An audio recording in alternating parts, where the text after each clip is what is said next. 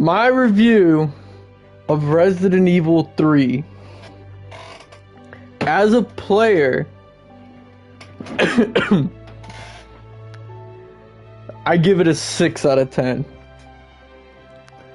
And as a streamer, I give it a 4 out of 10. Maybe even a 3. As just has stated, it is an extremely short game. I played this, 6 hours total? It's a 6-hour long game. Extremely short. I think it's much shorter than Resident Evil 2. And Resident Evil 2 had 2 stories as well in it. And I only played one of those, I'm pretty sure. And it was still longer than 6 hours.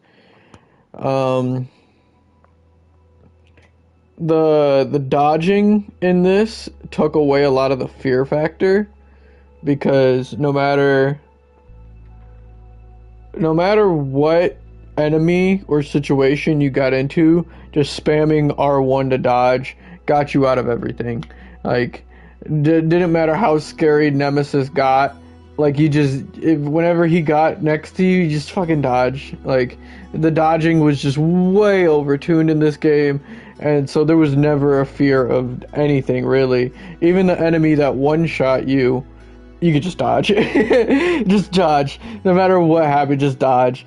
You ended up getting... resource management is really good. It seems like that's been Resident Evil's bread and butter for a very long time, but they added a lot of different variations and ways of getting ammo. And I don't know, maybe the healing's a bit overtuned, but at the same time, if you weren't able to dodge, I think those heals would have been crucial, because in the beginning of the game where I wasn't utilizing dodging, I was burning through my heals really quickly, but by mid-game, I learned how to dodge everything, and I never needed... I carried one heal on me just in case, and any other healing I got would immediately into storage. It was a waste of space. And so, yeah. That really sucked. There wasn't any... It wasn't really scary at any point. There wasn't really any good jump scares.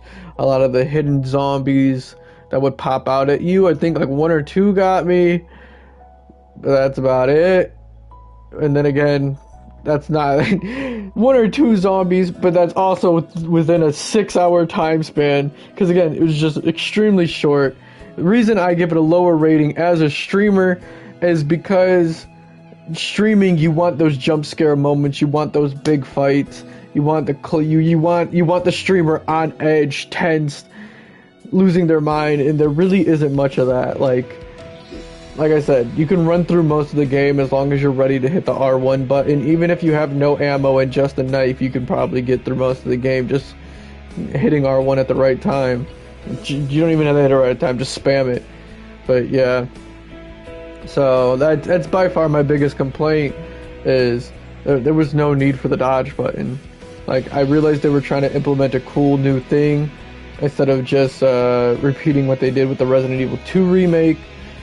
But I think that's kind of what made the Resident Evil 2 remake, is the stiff movement made combat and everything so much more difficult against the slow, stiff zombies, where dodging around them all there's nothing terrifying about that.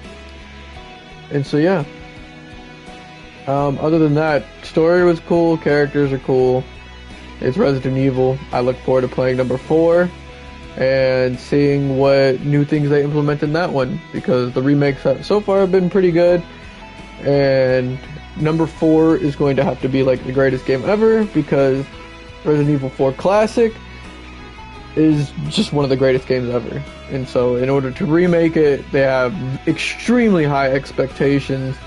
It was a turning point for Resident Evil, and I look forward to seeing what they do with it. That is my review of Resident Evil 3.